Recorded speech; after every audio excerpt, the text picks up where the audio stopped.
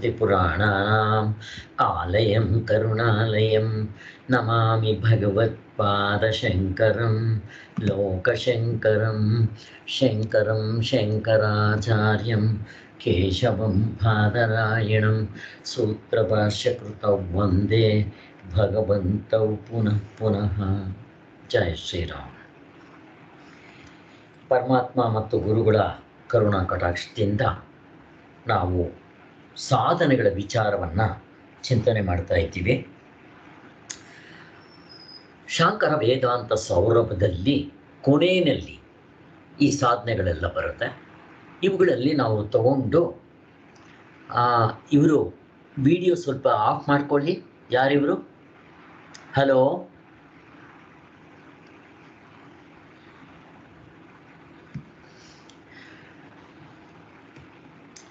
So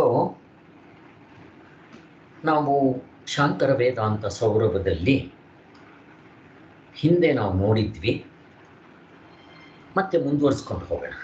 karma yoga ಪೂರ್ತಿ ಆಯಿತು, study group ಕೂಡ ಆಯಿತು. ನಿನ್ನೆ ನಾವು ನೋಡಿದ್ದನ್ನು ಸ್ವಲ್ಪ ಮೆಲ್ಕಾಕೊಂಡು ಹೋಗೋಣ. ಪರಂಪರಾ ಸಾಧನೆಗಳಲ್ಲಿ ಕರ್ಮಯೋಗ ಮೊದಲನೇ ಸಾಧನೆ. ನಾವು ಸಾಧನೆಗಳು ಮಾಡದೇ ಇದ್ದರೆ ತತ್ವದಲ್ಲಿ ನಿಲ್ಲಕ್ಕಾಗೋಲ್ಲ.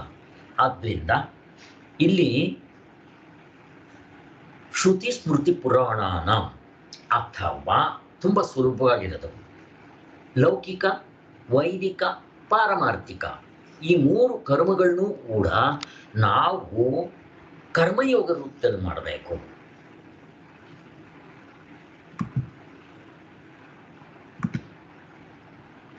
ಸೊ ನಾವು ಯಾವಾಗಲೂ ಕರ್ಮಯೋಗ ರೂಪದಲ್ಲಿ ಮಾಡಬೇಕು. ಅಕರ್ಮ ವಿಕರ್ಮಗಳನ್ನ ಬಿಟ್ಟು ಲೌಕಿಕ, ವೈದಿಕ, ಪಾರಮಾರ್ಥಿಕ ನೀವೇನೇ ಮಾಡಿ, ಆಧ್ಯಾತ್ಮಕ್ಕೆ ಬಂದಾಗಲಿಂದ ನಾವು ಮುಕ್ತರಾಗೋವರೆಗೂ ಏನೇ ಕರ್ಮ ಮಾಡಿ, ಕರ್ಮ ಅಂದರೆ ಏನು? ಕಾಯ ವಾಚ ಮನಸ ನೀವೇನು ಮಾಡಿದ್ರು ಕರ್ಮ ಆಗುತ್ತೆ. ಅವುಗಳನ್ನ ಕರ್ಮ ಯೋಗ ರೂಪದಲ್ಲಿ ಮಾಡಿ. ಅಕರ್ಮ ವಿಕರ್ಮಗಳನ್ನ ಬಿಟ್ಟು, ವಿಕರ್ಮ ಅಂತಂದರೆ ಏನು ಅಂದರೆ ಮಾಡ್ದೇನೇ ಇರೋದು. ಸಾರಿ, ಅಕರ್ಮ ಅಂದರೆ ಮಾಡದೇ ಇರೋದು. ನಾನು ಕೆಲಸನೇ ಮಾಡೋದಿಲ್ಲಪ್ಪ, ಕೆಲಸ ಮಾಡಿದ್ರೆ ತಾನೇ ನಾನು ಬಂಧನಕ್ಕೆ ಒಳಗಾಗೋದು. ಕೆಲಸನೇ ಮಾಡೋದಿಲ್ಲ, ಹಂಗೆ ಕೂತ್ಕೊಳ್ಳೋಕೆ ಬರಲ್ಲ, ಮನಸ್ಸು ಕೆಲಸ ಮಾಡ್ತಾ ಇರುತ್ತೆ. ಅದಕ್ಕೋಸ್ಕರ ಒಂದು ಕ್ಷಣವೂ ಕೂಡ ಹುಟ್ಟಿದಾಗ್ಲಿಂದ ಸಾಯೋವರೆಗೂ ಯಾರೇ ಆಗಲಿ ಸುಮ್ಮನೆ ಕೂತ್ಕೊಳ್ಳೋಕೆ ಬರಲ್ಲ. ಆದ್ದರಿಂದ ಕೆಲಸ ಮಾಡ್ತಾ ಇರಬೇಕು. ಹೇಗೆ ಮಾಡಬೇಕು? ಕರ್ಮಯೋಗ ರೂಪದಲ್ಲಿ. ಓಹೋ ಸರ್, ಕರ್ಮ ಮಾಡಬೇಕು ಅಂತೀರಾ ಅಂತ ಹೇಳಿ ವೀರಪ್ಪನ ಥರನೂ ಮಾಡಬಾರ್ದು. ಮೋಸ, ವಂಚನೆ, ಕಪಟ, ಸುಳ್ಳು, ಹಿಂಸೆ, ದರೋಡೆ ಅದನ್ನು ಬಿಡಬೇಕು. ಅದಕ್ಕೋಸ್ಕರನೇ ಏನೂ ಮಾಡದೆ ಸುಮ್ಮನೆ ಇರಲೂಬಾರ್ದು, ಆಗೋದಿಲ್ಲ.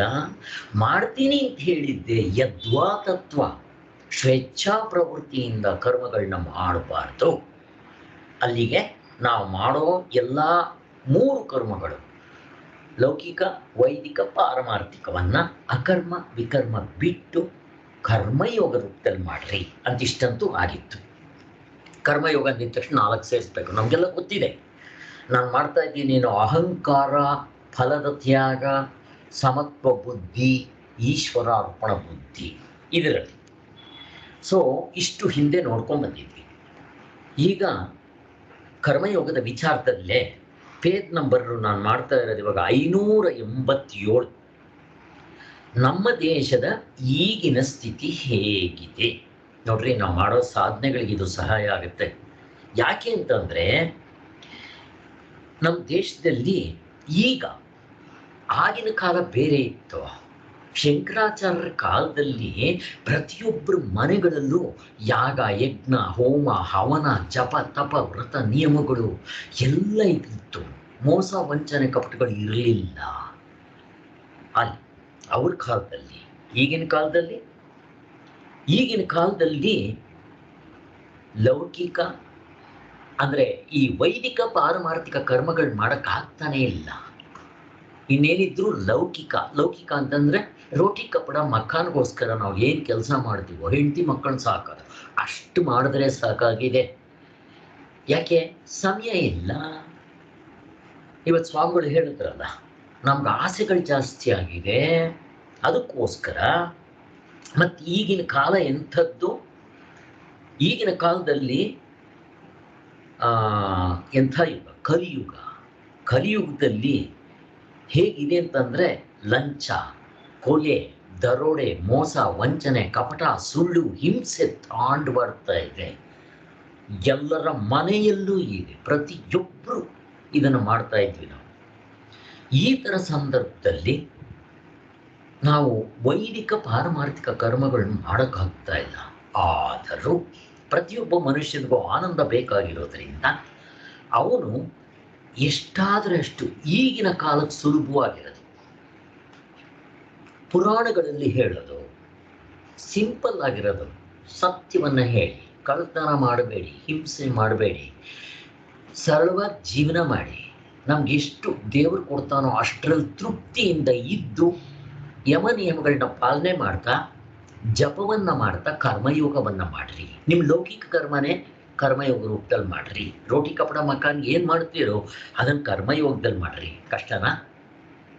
ನಾವು ಏನೇ ಕೆಲಸ ಮಾಡಿದ್ರೆ ಇವು 4 ಸೇರಿಸ್ಬಿಟ್ರೆ ಕರ್ಮಯೋಗ ಆಗ್ಬಿಡುತ್ತೆ. ಮನಸ್ಸಿನಲ್ಲಿ ಸೇರಿಸೋದಿದು ಕರ್ಮ.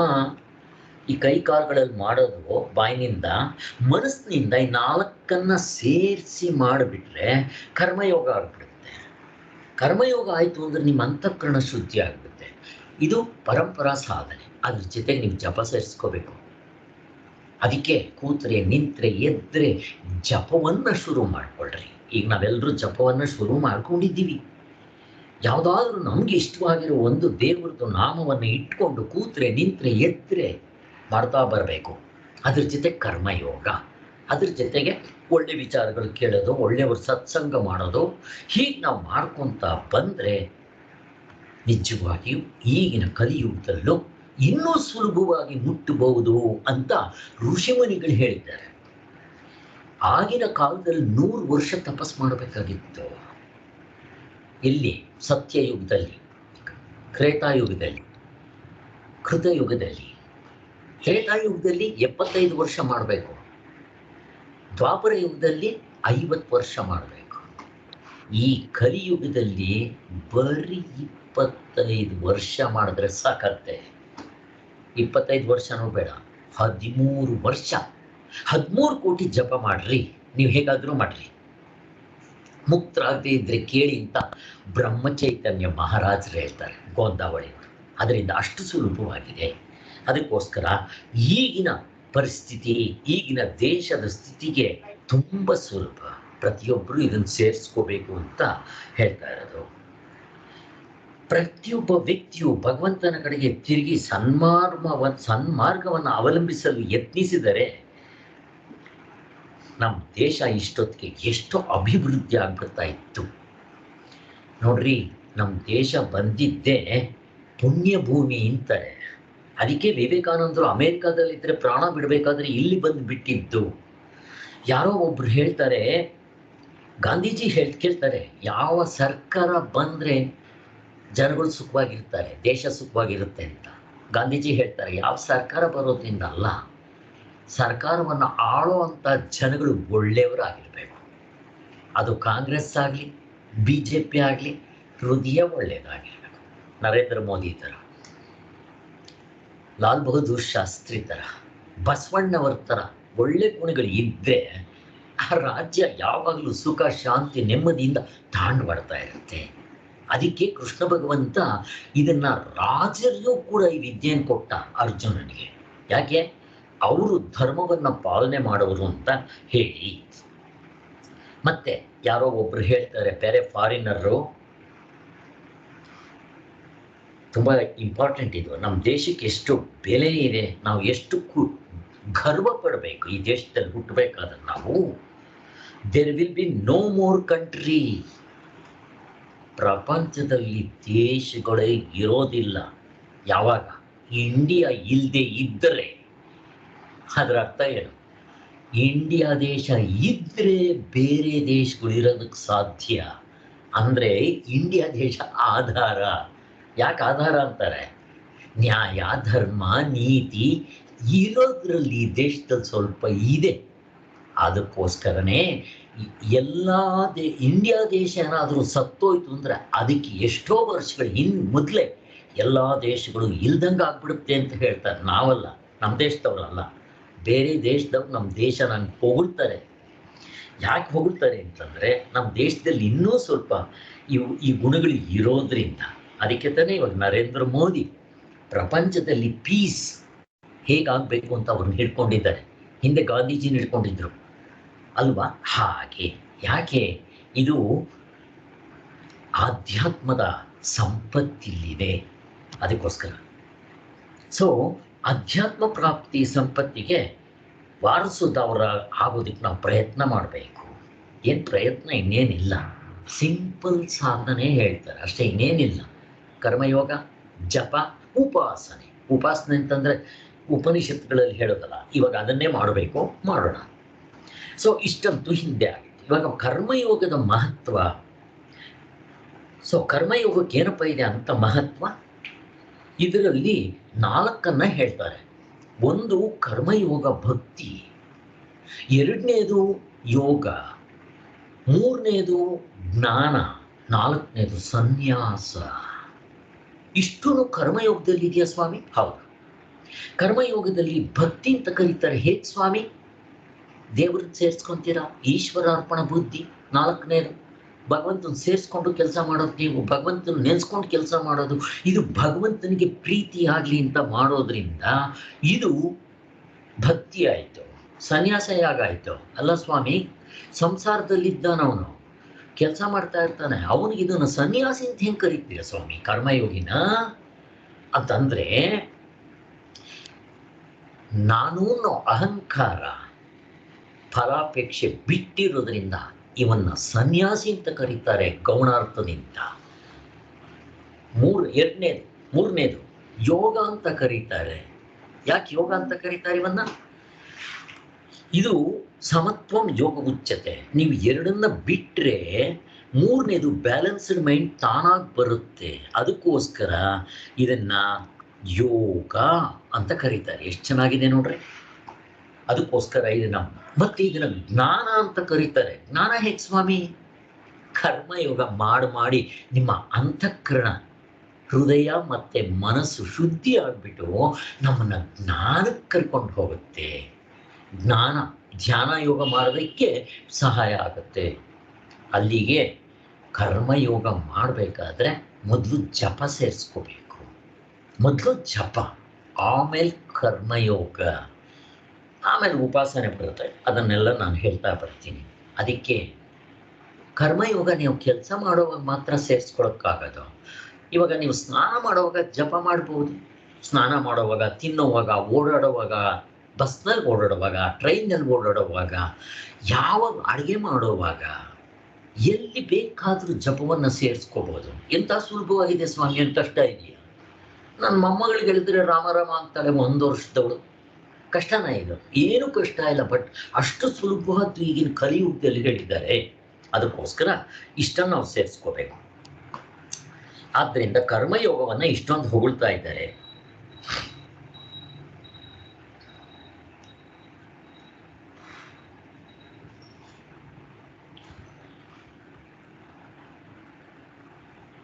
ಮತ್ತೆ ನಾವು 3ನೇ ಅಧ್ಯಾಯದಲ್ಲಿ ನೋಡಿದಾಗ ಇದನ್ನ ಸನ್ಯಾಸಿಗಳು, ಯೋಗಿಗಳು, ಇದೆಲ್ಲ ಆಯಿತು. ಇನ್ನೊಂದು ಕರ್ಮಯೋಗ ಬಹಿರಂಗ ಸಾಧನ. ಹೊರಗಡೆಯಿಂದ ಕರ್ಮಯೋಗ ಮಾಡಬೇಕು, ಒಳಗಡೆಯಿಂದ ಏನು ಮಾಡಬೇಕು? ಒಳಗಡೆಯಿಂದ ಉಪಾಸನೆ ಮಾಡಬೇಕು, ಜಪ ಮಾಡಬೇಕು. ಜಪ ಮಾಡೋದು ಎಲ್ಲಿ? ಮನಸ್ಸಿನಲ್ಲಿ. ಹೊರಗಡೆಯಿಂದ ಮಾಡೋದು ಯಾವುದು? ಕೆಲಸಗಳು, ಕರ್ಮಯೋಗ. ನೋಡ್ರಿ, ನಾವು ಮಾಡೋ ಕೆಲಸ ನನಗೆ ಗೊತ್ತಿದ್ದಂಗೆ ಮಾಡಿದ್ರೆ ಬಂಧನ.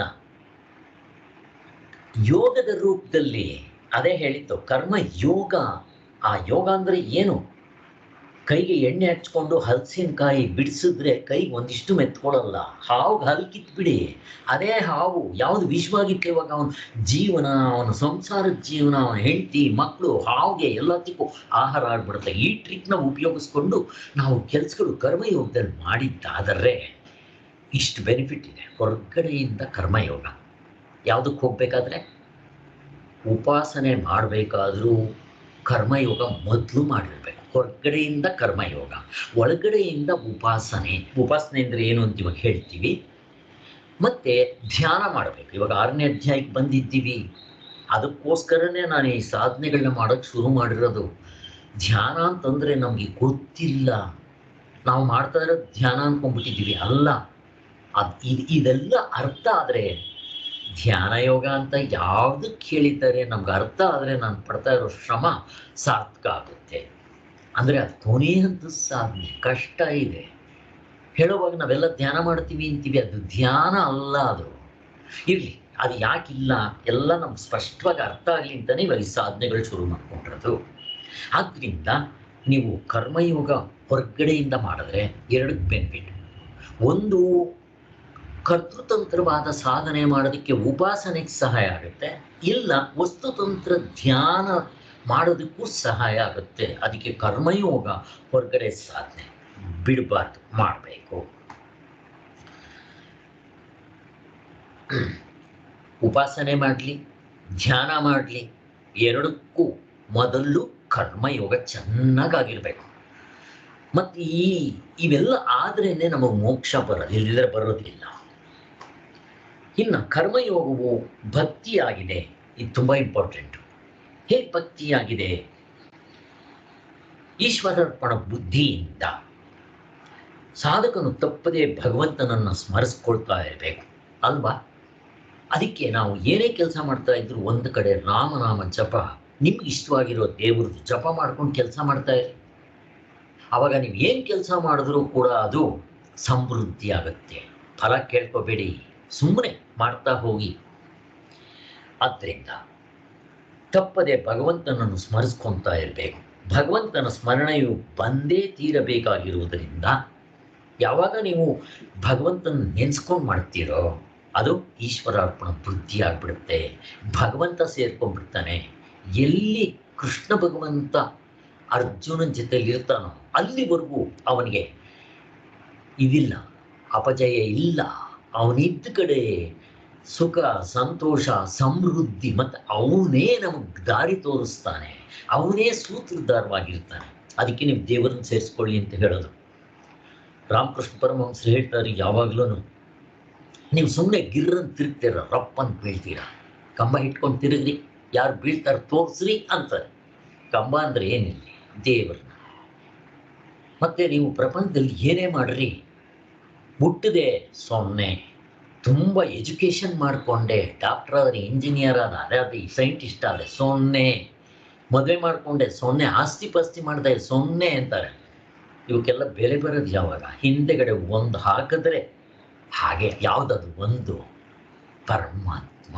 ಹಾಗೆ ಫಸ್ಟ್ ನಾವು ಪರಮಾತ್ಮನ ಸೇರಿಸ್ಕೋಬೇಕಿಲ್ಲಿ ಅಂತಾರೆ. ಈಗ ಕರ್ಮಯೋಗ ಮಾಡುವಾಗ, ಭಕ್ತಿ ಜಪ ಮಾಡುವಾಗ, ಉಪಾಸನೆ ಮಾಡುವಾಗ ಭಗವಂತನ ಸೇರಿಸ್ಕೊಂಡು ಮಾಡಿದ್ರೆ ಏನಾಗುತ್ತೆ ಗೊತ್ತಾ? ಜಿಜ್ಞಾಸ ಭಕ್ತಿ ಬರುತ್ತೆ. ಜಿಜ್ಞಾಸ ಭಕ್ತಿ ಅಂದ್ರೆ ಏನು? ನನಗೆ ದೇವರೇ ಬೇಕು ಅನ್ಸ್ಬೇಕದು. 7ನೇ ಅಧ್ಯಾಯದಲ್ಲಿ ಭಗವಂತ ಇದನ್ನೆಲ್ಲ ಹೇಳ್ತಾನೆ. ಭಕ್ತರಲ್ಲಿ 4 ಥರ. ಮೊದಲನೇವನು ಅರ್ಥ, ಅರ್ಥಾರ್ಥಿ, ಜಿಜ್ಞಾಸು, ಜ್ಞಾನಿ ಭಕ್ತಿ. ಅರ್ಥ ಅಂತಂದರೆ ಕಷ್ಟ ಬಂದಾಗ ವೆಂಕಟರಮಣ, ಆನೆ ಗಜೇಂದ್ರ ಮೋಕ್ಷ ಜ್ಞಾಪಕ ಮಾಡ್ಕೊಳ್ರಿ. ಕಷ್ಟ ಬಂದ್ರೆ ದೇವ್ರ ನೆನೆಯೋದು, ಇಲ್ದ್ರ ನೆನೆಯಲ್ಲ ನಾವು. ಇದು ಅರ್ಥ. ಅರ್ಥಾರ್ಥಿ, ನನಗೇನೋ ಬೇಕು, ಅದಕ್ಕೆ ದೇವ್ರ ನೆನಿತೇನೆ. ವಿದ್ಯೆ ಬೇಕು, ಸರಸ್ವತಿ. ದುಡ್ಡು ಬೇಕು, ಲಕ್ಷ್ಮಿ. ಆರೋಗ್ಯ ಬೇಕು, ಸೂರ್ಯ. ಅದಕ್ಕೋಸ್ಕರ ಈಕೆ ಅರ್ಥಾರ್ಥಿ. 3ನೇದಿದೆ, ಇವರೆಲ್ಲರೂ ದೇವರನ್ನೇ ಪ್ರಾರ್ಥನೆ ಮಾಡ್ತಾರೆ. ಇವರು ದೇವರನ್ನ ಪ್ರಾರ್ಥನೆ ಮಾಡೋದು ಇವರ ಸೆಲ್ಫಿಶ್ಗೆ. ಏನೋ ಬೇಕಾಗಿದೆ, ಕಷ್ಟನೋ ಏನೋ ವಸ್ತು ಬೇಕಾಗಿದೆ, ಅದಕ್ಕೆ ಮಾಡ್ತಾರೆ. ಇವನು ದೇವರನ್ನ ಪ್ರಾರ್ಥನೆ ಮಾಡ್ತಾನೆ, ಜಿಜ್ಞಾಸಾ ಭಕ್ತಿ, ದೇವರೇ ಬೇಕು ಅಂತ ಹೇಳೋನು. ಆದರೆ ಇವನು ದೇವರಿಗೋಸ್ಕರ ದೇವರನ್ನ ಪ್ರಾರ್ಥನೆ ಮಾಡ್ತಾನೆ. ಅದಕ್ಕೋಸ್ಕರನೇ ಫಲಾಪೇಕ್ಷೆ ಇಲ್ಲದೆ ಮಾಡ್ರಿ ಅಂತ ಅನ್ನೋದು. ನೀವು ರಾಜನ ಹತ್ರ ಹೋಗಿ ನಾವು ಕೇಳೋದು ಸುಣ್ಣ, ಈ ಬೆಣ್ಣೆ ಗಿಣ್ಣೆ, ಬಿಳೆದೆಲೆ ಅಡಿಕೆ ಕೇಳಿದ್ರೆ ನಮ್ಗೆ ಅಷ್ಟೇ ತಥಾಸ್ತು. ನೀವು ಕೇಳದೆ ಇದ್ರೆ ಪರಮಾತ್ಮನೇ ನೀವು ಆಗ್ತೀರಿ, ಮತ್ತೇನು ಬೇಕು? ಆ ಹುಡುಗಿ ಹೋಗಿದ್ದೆ, ರಾಜನ್ ನೀನೇ ಬೇಕು ಅಂತ ಕೇಳಿದ್ಲಲ್ಲ ಹಾಗೆ. ಅದರಿಂದ ಜಿಜ್ಞಾಸ ಭಕ್ತಿ ಬರುತ್ತೆ. ಜಿಜ್ಞಾಸ ಭಕ್ತಿ ಅಂದ್ರೆ ಏನು? ನನ್ನ ಜೀವನದಲ್ಲಿ ಮತ್ತೇನು ಬೇಡ, ದೇವರು ಬೇಕು. ಯಾರಿಗೆ? ರಾಮಕೃಷ್ಣ ಪರಮಹಂಸರ ಹಾಗೆ 3 ಹೊತ್ತು ಅವರು ಅಲ್ಲಿ ಗೊತ್ತಲ್ವ, ಅವರಿಗೆ ಹಿಂದೆ ಹೇಳ್ತೀವಿ, ಜ್ಞಾಪಕ ಮಾಡ್ಕೊಳ್ರಿ. ಇದು ಜಿಜ್ಞಾಸ ಭಕ್ತಿ. ಜಿಜ್ಞಾಸ ಭಕ್ತಿ ಬರೋದಷ್ಟು ಸುಲಭ ಅಲ್ಲ. ಹಿಂದಿನ ಜನ್ಮಗಳಲ್ಲಿ ಏನಾದರೂ ಮಾಡಿದ್ರೆ, ಇಲ್ಲ ಈ ಜನ್ಮದಲ್ಲಿ ಮಾಡಬೇಕು. ಪುರಂದರದಾಸರು ನವಕೋಟಿ ನಾರಾಯಣ ಆಗಿರ್ತಾರೆ. ದೇವರದು ಒಂದು ಸಾರಿ ಆ ಒಂದು ಪವಾಡ ಆಗಿದ ತಕ್ಷಣ ಆ ನವಕೋಟಿ ನಾರಾಯಣವನ್ನ ಮನೆ ಮುಂದೆ ತುಳಸಿ ಬಿಟ್ಟು ಕೃಷ್ಣಾರ್ಪಣ ಮಸ್ತು ಅಂತ ಗಂಡ ಹೆಂಡತಿ ಮಕ್ಕಳು ಹೊರಗಡೆ ಹೋಗ್ಬಿಟ್ರಲ್ಲ, ಇದು ಜಿಜ್ಞಾಸ ಭಕ್ತಿ. ಮತ್ತೆ ತ್ಯಾಗರಾಜರು ಹೆಂಡತಿ ಮೇಲಿಟ್ಟಿದ್ದ ಮೋಹ, ಹೆಂಡತಿ ಹೇಳ್ತಾಳೆ, ನನ್ನ ಮೇಲಿಟ್ಟಿದ್ದ ಪ್ರೀತಿ ದೇವರ ಮೇಲಿಡ್ಲಿ, ರಾಮನ ಮೇಲಿಡ್ಬೇಕಾಗಿತ್ತು ಇಟ್ಟಿದ್ರೆ ಅಂತಾಳೆ. ಕಣ್ ತೆಗೆದ್ಬಿಡ್ತವರಿಗೆ. ಅಲ್ಲಿಂದ ರಾಮನ ಮೇಲಿಡಕ್ಕೆ ಶುರು ಮಾಡ್ತಾರೆ. ಜಿಜ್ಞಾಸ ಭಕ್ತಿ ಶುರುವಾಯಿತು. ಮತ್ತೆ ಅನ್ನಮಯ ಪಿಕ್ಚರ್ ಎಲ್ಲರೂ ನೋಡಿರ್ತೀರ. ಇಬ್ಬರು ಹೆಂಡ್ತಿದ್ದೀರು ಹೆಂಗ್ ನೋಡ್ಕೊಂತಾನ ಅವನ ಹೆಂಡ್ತಿದ್ದೀರನ್ನ. ಇವನು ಛತ್ರಿ ಅವ್ರಿಗೆ ಇಟ್ಕೊಂಡು ಹಿಂದಿಂದೆ ಹೋಗ್ತಾ ಇರ್ತಾನೆ. ದೇವರು ನೋಡ್ರಿ, ಹಿಂದಿನ ಜನ್ಮದ ಫಲ ಸಂಸ್ಕೃತಿ ಸುಕೃತಿ ಪೂರ್ತಿ ಆಗಿದ್ರೆ ದೇವರು ಯಾವುದೋ ರೂಪದಲ್ಲಿ ಬಂದು ಅವನಿಗೆ ದಾರಿ ತೋರಿಸ್ತಾನೆ. ದೇವ್ರು ಬಂದಿದ್ದೆ ಡ್ಯಾಶ್ ಹೊಡೆದಿದ್ದಾನೆ ಅವನಿಗೆ. ಅದಕ್ಕೆ ಅವನು ಹೇಳ್ತಾನೆ, ನಿನಗೆ ಗೊತ್ತಾಗಲ್ವ ನಾನು ಯಾರನ್ನ? ಅದಕ್ಕೋಸ್ಕರ ಅವನು ಹೇಳ್ತಾನೆ, ನೀನು ಬರೀ ಇವನ್ನೇ ನೋಡ್ತಾ ಇದ್ದೀಯ, ಇನ್ನು ಸ್ವಲ್ಪ ಹಿಂದೆ ನೋಡು ಅಂತಾನೆ. ಹಿಂದೆ ನೋಡಿದ್ರೆ ಅಲ್ಲಿ ದೇವಸ್ಥಾನದ ಗೋಪುರ ಇರುತ್ತೆ, ಅದನ್ನೇನು ನೋಡ್ತೀಯ? ನಿನಗಿದ್ರ ನೀನು ಬ್ರಾಹ್ಮಣ, ನಿನ್ನ ಮದುವೆ ಆಗದೆ ಇರೋನು, ನಿನ್ಗೇನು ಗೊತ್ತಾಗುತ್ತೆ ಇದ್ರ ಸುಖ? ಹೋಗೋಕ್ ಅಂತಾನೆ. ಸ್ವಲ್ಪ ನೋಡು ಅಂತಾನೆ. ಅದೇನು ತೋರಿಸ್ತೀಯ? ತೋರ್ಸ್ ನೋಡೋಣ. ಇದಕ್ಕಿಂತ ಚೆನ್ನಾಗಿರೋದು ಅಂದ್ರೆ ನಾನು ಬರ್ತೀನಿ ಅಂತಾನೆ. ಕರ್ಕೊಂಡೋಗಿ ದೇವಸ್ಥಾನದಲ್ಲಿ ದೇವ್ರ ದರ್ಶನ ಒಂದ್ಸರಿ ಆಗ್ಬಿಡುತ್ತೆ, ಜೀವನನೇ ಟರ್ನ್ ಆಗುತ್ತೆ. ಇದು ಜಿಜ್ಞಾಸ ಭಕ್ತಿ. ಇದು ಬರ್ಬೇಕು ನೋಡ್ರಿ. ಇದು ಬರ್ಬೇಕಾದ್ರೆ ಮೊದಲು ನೀವು ದೇವ್ರನ್ನ ಸೇರಿಸ್ಕೊಂಡು ಜಪನೋ ಕರ್ಮಯೋಗನೋ ಚೆನ್ನಾಗಿ ಮಾಡಿದ್ರೆ ಈ ಜನ್ಮದಲ್ಲಿ ಬರುತ್ತೆ. ಬರದೇ ಇದ್ರೆ ನಾವು ತಂದ್ಕೋಬಹುದು. ಮನಸ್ಸಿದ್ರೆ ಮಾರ್ಗ. ಇದನ್ನ ಜಿಜ್ಞಾಸ ಭಕ್ತಿ ಅಂತಾರೆ.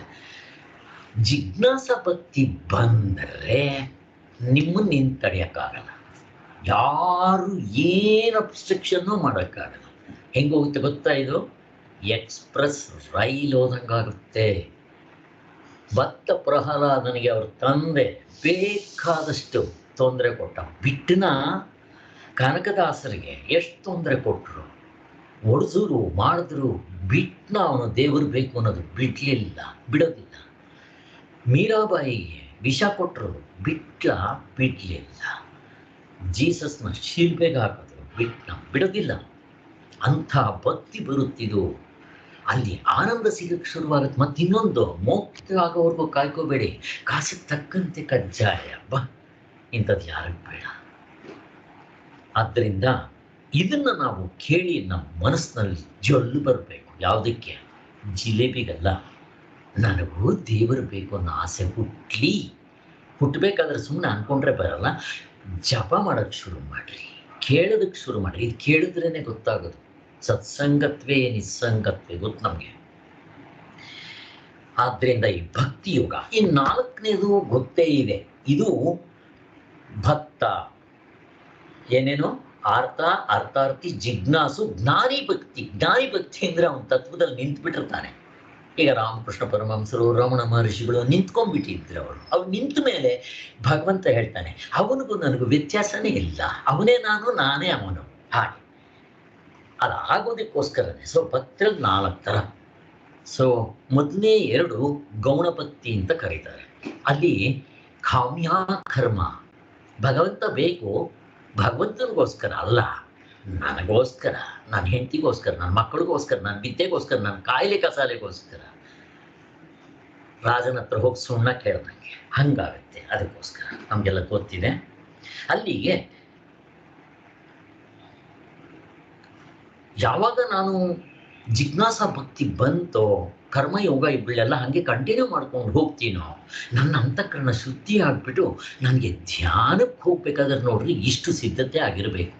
ಫಸ್ಟ್ ನನಗೆ ಜಿಜ್ಞಾಸ ಭಕ್ತಿ ಇದೆಯಾ, ಮತ್ತೆ ಸತ್ವಗುಣ ಇದೆಯಾ ಚೆಕ್ ಮಾಡ್ಕೋಬೇಕು. ಅದಕ್ಕೆ ನಾನು 6ನೇ ಅಧ್ಯಾಯ ಸ್ಟಾರ್ಟ್ ಮಾಡಲಿಲ್ಲ. ಎಲ್ಲ ಮಾಡ್ಕೊಂಡು ಬಂದು ಕೊನೆಗೆ 8, 9, 10, 11, 12, 13, 14, 16 ಮುಗೀತು. ಈಗ ಮತ್ತೆ ಹಿಂದಕ್ಕೆ ಬಂದು 6ನೇ ಅಧ್ಯಾಯಕ್ಕೆ ಬಂದಿದ್ದೀವಿ. ಯಾಕೆ? ಇವುಗಳೆಲ್ಲ ಇದ್ರೆ ಬರುತ್ತೆ. ನನ್ನಲ್ಲಿ ರಾಕ್ಷಸಿ ಗುಣ ಇರಬಾರ್ದು, ಕಡಿಮೆ ಆಗಿರಬೇಕು, ಇರೋದಿಲ್ಲ ಅಂತಲ್ಲ. ಮುಕ್ತರಾಗೋವರೆಗೂ ಕಾಮ, ಕ್ರೋಧ, ಲೋಭ, ಮೋಹ, ಮದಮಾತ್ಸರ್ಯಗಳು ಇರುತ್ತೆ, ತುಂಬ ಕಡಿಮೆ ಇರುತ್ತೆ. ಇವನ್ ಸತ್ವಗುಣದಲ್ಲಿರ್ತಾನೆ. ಮತ್ತೆ ಇವನಲ್ಲಿ ಕರ್ಮಯೋಗದಲ್ಲೇ ಮಾಡ್ತಾನೆ. ಇವನ್ನೆಲ್ಲ ಅಮಾನಿತ್ವಾದಿ ಸಾಧನೆಗಳಿರುತ್ತೆ, ಒಳ್ಳೆ ಗುಣಗಳು ಬಂದಿರುತ್ತೆ, ದೇವರೇ ಬೇಕು ಅಂತ ಜಿಜ್ಞಾಸ ಭಕ್ತಿ ಬಂದಿರುತ್ತೆ ಇವನಿಗೆ. ಇಂಥವನು ಧ್ಯಾನ ಮಾಡೋದಕ್ಕೆ ಹೋಗ್ಬೇಕು. ಸುಮ್ಮನೆ ಧ್ಯಾನ ಮಾಡೋಕ್ಕೆ ಹೋದ್ರೆ ಆಗಲ್ಲ. ಅಲ್ಲಿ ಶಾಸ್ತ್ರದಲ್ಲಿ ಹೇಳಿರೋ ಅವಸ್ಥಾತ್ರಯದಿಂದ ತನ್ನ ನಿಜವಾದ ಸ್ವರೂಪವನ್ನು ಗುರುತಿಸಿದ್ರೆ ಏನಾಗುತ್ತೆ ಗೊತ್ತಾ? ನಾನು ದೇವಸ್ಥಾನಕ್ಕೆ ಎಂಟ್ರಾದಂಗೆ ಅಷ್ಟೇ. ಇನ್ನೂ ದೇವಸ್ಥಾನದ ಹೊರಗಡೆ ಇದ್ದೀವಿ. ಅವಸ್ಥಾತ್ರಯದಲ್ಲಿ ನಾವು ಕೇಳ್ತೀವಲ್ಲ, ಕೇಳಿದ ತಕ್ಷಣ ಹೌದು ನನ್ನ ನಿಜವಾದ ಸ್ವರೂಪ ಇದಲ್ಲ ಅಂತೀವ. ಎಲ್ಲರೂ ಗುರುತಿಸಿದ್ದೀರಿ ನೀವು, ಅದು ಸಂತೋಷದ ವಿಚಾರ. ಅಲ್ಲಿ ಏನಾಯಿತು? ನಾವೆಲ್ಲರೂ ಕೂಡ ದೇವಸ್ಥಾನದ ಹೊರಗಡೆ ಇದ್ದವರು. 4 ಬಾಗಿಲುಗಳಿರುತ್ತೆ. ಯಾವುದೋ ಬಾಗಿಲಿನಲ್ಲಿ ಬಂದು ದೇವಸ್ಥಾನಕ್ಕೆ ಎಂಟ್ರಾಗಿದ್ದೀವಿ. ಇನ್ನೂ ಗರ್ಭಗುಡಿವರೆಗೂ ಹೋಗಿಲ್ಲ. ಕೆಲವರು ಇದನ್ನೇ ಮುಕ್ತರಾಗ್ಬಿಟ್ಟಿದ್ದೀವಿ ಅಂತ ಟೋಪಿ ಬೀಳ್ತಾರೆ. ಆಗಿಲ್ಲ. ನೋಡ್ಕೊಳ್ರಿ, ನನ್ನಲ್ಲಿ ಸ್ವಲ್ಪ ಅಹಂಕಾರ, ಕಾಮ, ಕ್ರೋಧ ಇದೆಯಾ ಇಲ್ವಾ? ಇರುತ್ತೆ. ಆದ್ದರಿಂದ ಮುಕ್ತರಾಗಿಲ್ಲ. ಎಲ್ಲಿದ್ದೀನಿ ಇವಾಗ? ದೇವಸ್ಥಾನಕ್ಕೆ ಜಸ್ಟ್ ಎಂಟರ್ ಆಗಿದ್ದೀನಿ. ಇದು ಗೊತ್ತಾದರೆ ಈಗ ಗರ್ಭಗುಡಿ ಬಾಗಿಲು ತೆಗಿಬೇಕು ಅಂದರೆ ನೀವು ಧ್ಯಾನ ಮಾಡೋ ಯೋಗ್ಯತೆ ಬಂದಿರಬೇಕು. ಅಲ್ಲಿಗೆ ನಾವು ಅರ್ಥ ಮಾಡ್ಕೋಬೇಕು ಎಲ್ಲೆಲ್ಲಿದ್ದೀವಿ ಅಂತ. ನನಗೆ ಈಗ ಧ್ಯಾನ ಯೋಗ ಮಾಡೋದಕ್ಕೆ ಸಿದ್ಧತೆ ಬಂದಿದೆ, ನಿಮಗೆ ಗೊತ್ತಾಗುತ್ತೆ, ಯಾರು ಬೇರೆಯವರು ಹೇಳೋದಲ್ಲ. ಅಲ್ಲಿ ಧ್ಯಾನ ಯೋಗ ಮಾಡೋಕ್ಕೆ ನನಗೆ ಸಿದ್ಧತೆ ಬಂದಿದೆ ಅಂದರೆ ಜಿಜ್ಞಾಸ ಭಕ್ತಿ ಯಾವಾಗಲೂ ಬಂದ್ಬಿಟ್ಟಿರ್ಬೇಕು. ಬಂದು ನಿಮಗೆ ದೇವರೇ ಬೇಕು ಅಂತ ಈ ಜಪ, ಕರ್ಮಯೋಗ 3 ಹೊತ್ತು ದೇವರ ಚಿಂತನೆಗೋಸ್ಕರ ಮೀಸಲಾಗಿಟ್ಟು ತುಂಬ ವರ್ಷ ಮಾಡಬೇಕು. ಸಚ್ಚಿದಾನಂದ ಸರಸ್ವತಿ ಸ್ವಾಮಿಗಳು 50 ವರ್ಷ ತಗೊಂಡ್ರು. ಅದಾದ ಮೇಲೆ ಅವರು ಮನನದಿಂದ ಮುಕ್ತರಾದರು. ಭಗವತ್ಪಾದರು ಧ್ಯಾನದಿಂದ ಮುಕ್ತರಾದರು. ಇನ್ನು ಬೇಕಾದರೆ ಜಪದಿಂದಲೂ ಮುಕ್ತರಾಗಬಹುದು. ಹಾಗೆ ಅಲ್ಲಿಗೆ ಲೆಕ್ಕ ಹಾಕ್ಕೊಳ್ಳಿ. ನಾನು ಸುಮ್ಮನೆ ಈ ಥರ ಕೊಟ್ಟಿದ ತಕ್ಷಣ ನಾವು ಎಲ್ಲಿದ್ದೀವಿ ಅನ್ನೋದು ಗೊತ್ತಾಗುತ್ತೆ. ಧ್ಯಾನ ಯೋಗ ಮಾಡೋ ಅಷ್ಟೊತ್ತಿಗೆ ನನಗೇನಾಗಬೇಕು ಅಂದರೆ ಪೇಪರ್ ಓದೋದು, ಟಿ ವಿ ನೋಡೋದು, ಅಲ್ಲೋಗೋದು, ಇಲ್ಲೋಗೋದು, ಫಂಕ್ಷನ್ಗಳಿಗೆ ಹೋಗೋದು, ಆ ಟ್ರಿಪ್ಗೆ ಹೋಗ್ಬೇಕು, ಈ ಟ್ರಿಪ್ಗೆ ಹೋಗ್ಬೇಕು, ಅವೆಲ್ಲ ಬಿದ್ದೋಗ್ಬಿಟ್ಟಿರ್ಬೇಕು. ನನಗೆ ಬೇಡ. ಸಿಂಪ್ಲಿಸಿಟಿ ಬಂದಿರಬೇಕು. ಇವತ್ತು ಹೇಳಿದ್ರಲ್ಲ ಸ್ವಾಮಿಗಳು, ತುಂಬ ಸಿಂಪಲ್ ಆಗಿರಬೇಕು, ಸರಳವಾಗಿರಬೇಕು. Cleanliness is next to the godliness and simplicity is next to the godliness. ಆಡಂಬರ ಇದ್ದರೆ ಆಗೋದಿಲ್ಲ. ಇಲ್ಲಿ ತುಂಬ ಸಿಂಪಲ್ ಆಗಿರಬೇಕು. ರಮಣ ಮಹರ್ಷಿಗಳು ಬರೀ ಒಂದು ಲಂಗೋಟಿ, ರಾಮಕೃಷ್ಣ ಪರಮಹಂಸರು ಬಿಳೆ ಬಟ್ಟೆ ಅಷ್ಟೇ. ಹಾಗೆ ತುಂಬ ಸಿಂಪಲ್ ಆಗಿರಬೇಕು. ಎರಡನೇದು ಅಂತರ್ಮುಖತ್ವ ಬಂದಿರಬೇಕು. ಈಗ ನಮಗೇನಿದೆ? ಪಿಕ್ಚರ್ಗೆ ಹೋಗ್ಬೇಕು, ಅಲ್ಲೋಗ್ಬೇಕು, ಇಲ್ಲೋಗ್ಬೇಕು, ಹೋಟ್ಲಿಗೆ ಹೋಗ್ಬೇಕು, ಅದು ತಿನ್ಬೇಕು, ಇದು ತಿನ್ನಬೇಕು, ಅವೆಲ್ಲ ಬಿಟ್ಬಿಡ್ಬೇಕು, ಎಂಥದ್ದು ಬೇಡ ಅಂತ. ಇನ್ನು ಏಕಾಂತವಾಸ, ಮೌನ, ನಾವು ಒಬ್ಬರೇ ಇರೋದಕ್ಕೆ ದೇವರಲ್ಲಿ ಪ್ರಾರ್ಥನೆ ಮಾಡ್ತಾ ಇರ್ತೀವಿ, ಭಗವಂತ ನಾನು ಒಬ್ಬನೇ ಇರೋದಕ್ಕೆ ಬಿಟ್ಬಿಡು ಅಂತ. ಹಾಗೆ ಏಕಾಂತವಾಸ, ಮೌನ, ಕೊನೆಯ ಸಾಧನೆಗಳು ಒಬ್ಬೊಬ್ಬರೇ ಇದು ಮಾಡಬೇಕಾಗಿರೋದು.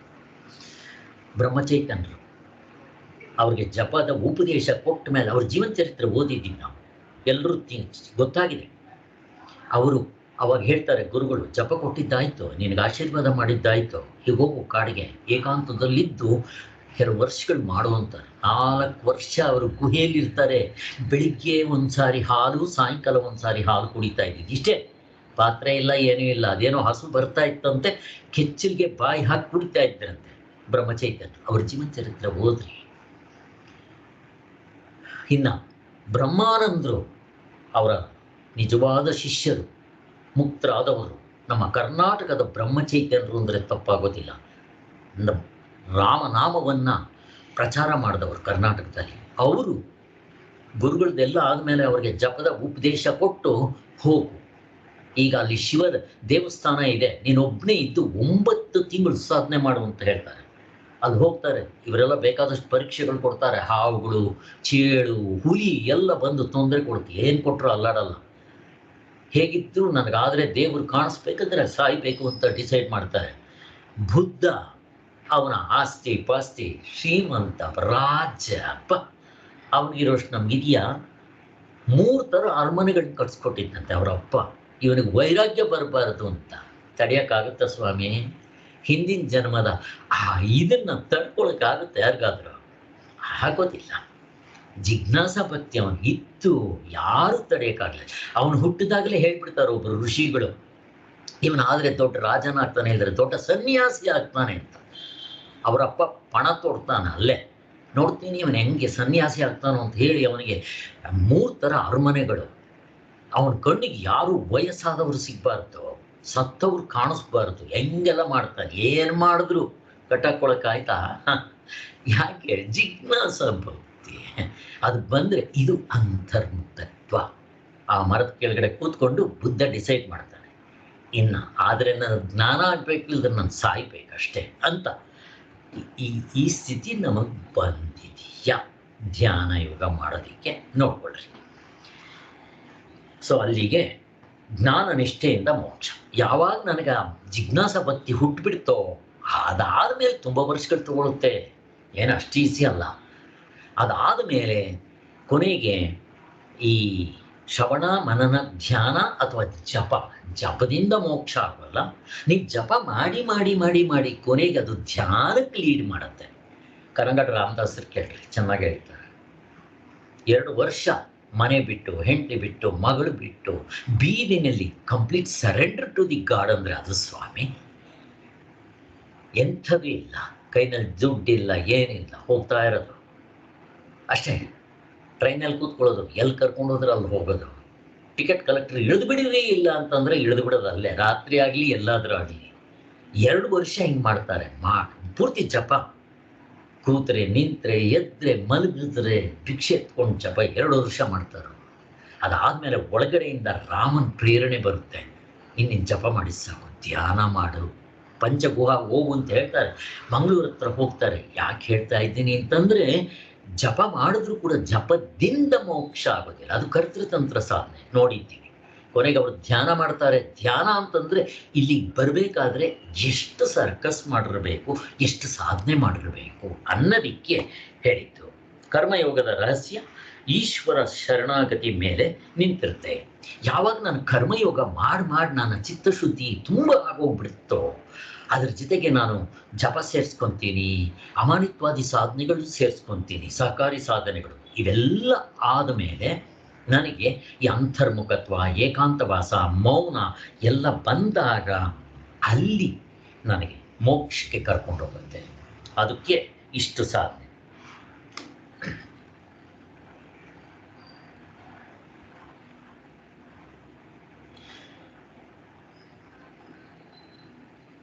ಸೊ ಅಲ್ಲಿಗೆ ಇಷ್ಟು ನಾವು ಜ್ಞಾನಕ್ಕೆ ಸಾಧನೆವೆಲ್ಲ ಆಯಿತು.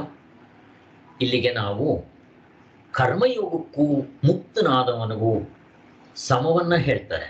ಸಾದೃಶ್ಯಗಳು ಎರಡಕ್ಕೂ ಈಕ್ವಲ್ ಅಂತಾರೆ. ನೋಡ್ರಿ, ಮುಕ್ತನಾದವನಲ್ಲಿ, ಕರ್ಮಯೋಗಿಯಲ್ಲಿ ನೋಡ್ರಿ ಇಲ್ಲಿ ಎಷ್ಟು ಚೆನ್ನಾಗಿ ಹೇಳ್ತಾರೆ. ಕರ್ಮಯೋಗಕ್ಕೆ ಜ್ಞಾನಿಗೆ ಅಹಂಕಾರ ಇರಲ್ಲ, ಮುಕ್ತನಾದವನಿಗೆ ಅಹಂಕಾರ ಇರಲ್ಲ. ಕಾಮಕ್ರೋಧ ಲೋಭ ಮೋಹ ಮದ ಮಾತ್ಸರ್ಯಗಳು ಕಿಂಚಿತ್ ಇರಲ್ಲ, ಆಟಮ್ ಅಷ್ಟಿರಲ್ಲ. ಅಲ್ಲ, ಇರೋದಿಲ್ಲ ಅಂತಲ್ಲ. ಹಗ್ಗ ಕಂಡವನಿಗೆ ಹಾವಿತ್ತು ಅಂತ ಅನ್ಕೊಂತಾನವನು. ಇಲ್ಲ, ಅಂದಿಲ್ಲ, ಇಂದಿಲ್ಲ, ಮುಂದಿಲ್ಲ, ಯಾವತ್ತೂ ಇಲ್ಲ ಅಂತಾನೆ. ಅಷ್ಟು ಮಾತ್ರ ಅಲ್ಲ, ಪ್ರಪಂಚನೇ ಇಲ್ಲ ಅಂತಾನು. ಯಾರಿಗೆ? ಬ್ರಹ್ಮಜ್ಞಾನಿಗೆ, ತತ್ವದಲ್ಲಿ ನಿಂತವನಿಗೆ ಬ್ರಹ್ಮ ಸತ್ಯ, ಜಗತ್ತು ಮಿಥ್ಯ, ಚಿನ್ನ ಅಂತ ಗೊತ್ತಾದವನಿಗೆ ಒಡವೆ ತೋರ್ಕೊಳ್ಳಿ ಬಿಡ್ರಿ, ಸತ್ಯ ಅಲ್ಲ, ಹಂಗ ಅನುಭವಕ್ಕೆ ಬರುತ್ತೆ ಅವನಿಗೆ. ಮತ್ತೆ ಅವನಲ್ಲಿ ಅಹಂಕಾರ ಇದೆ ಅಂದರೆ ಅರ್ಥ ಎಂಥದ್ದು ಇರೋದಿಲ್ಲ. ಅದು ಅಷ್ಟೇ, ಕರ್ತೃತ್ವ, ಭೋಕ್ತೃತ್ವ, ಜ್ಞಾತೃತ್ವ, ಶರೀರ ನಾನು ಯಾವುದೂ ಇರುತ್ತಿಲ್ಲ, ಪೂರ್ತಿ ಹಾಡ್ಸೋಗ್ಬಿಟ್ಟಿರುತ್ತೆ. ಇದ್ರೆ ಅಲ್ವಲ್ಲ. ಹಗ್ಗ ಕಣ್ಮೇಲೆ ಹಾವೆಲ್ಲಿತ್ತು? ಹಾಗೆ ಬ್ರಹ್ಮದಲ್ಲಿ ತತ್ವದಲ್ಲಿ ನಿಂತ ಮೇಲೆ ಈ ಪ್ರಪಂಚ ಸತ್ಯವಾಗಿ ಕಾಣುತ್ತೆ ಅವನಿಗೆ. ಕನಸಿನಲ್ಲೆಲ್ಲ ನಮಗೆ ಸತ್ಯವಾಗಿ ಕಾಣುತ್ತೆ.